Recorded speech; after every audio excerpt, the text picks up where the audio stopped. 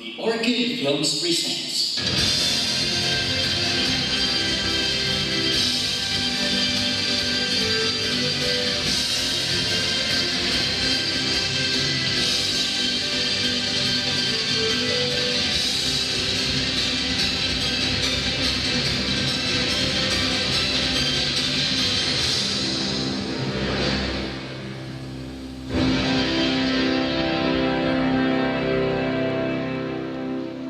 I started doing theater sa high school pa lang, and then eventually, nung nag-college na ako, nasa PETA na.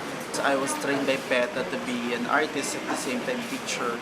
After college, nagturo muna ako sa isang international school for the arts. Tapos, and then after that, PETA invited me to be part of the management, which is doing company manager. I managed the whole productions, the Kalinangan Ensemble, which is the performing arts of PETA. Eventually, nag-venture naman ako sa teaching na sa university. Tapos doon na, tuloy-tuloy pa rin kasi yun naman yung passion ko is really theater. Yung may training sa PETA, that's I think the pinaka kung saan ako natuto.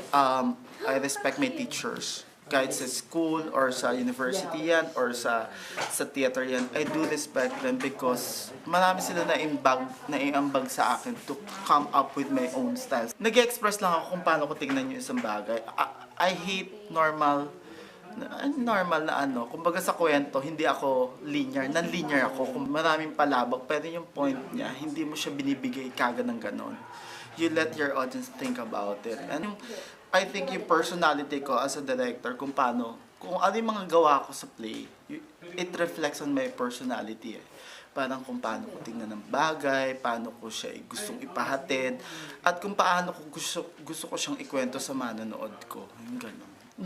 Hindi ako nag-iimbento, hindi ako ano, basta ginagawa ko lang siya sa kung paano ko siya gustong ikwento. Ganon. Then, until now, continuous pa rin yung learning. Nag-aaral pa rin ako ng theater kasi if you want to teach, if you want to be an actor, or if you want to continue your craft, kailangan mag-aral na mag-aral. Hindi pwedeng tumitigil ka, yung ganon. Kunya, nakuha mo na yung degree mo. Yun na yun. Mali yun kasi wala kang growth. Hindi ka nagkakaroon ng pagkatuto. Kasi like sa field ng theater, ang daming nade-develop every time na mga theories, exercises, mga pinag-uusapan sa teatro, gano'n.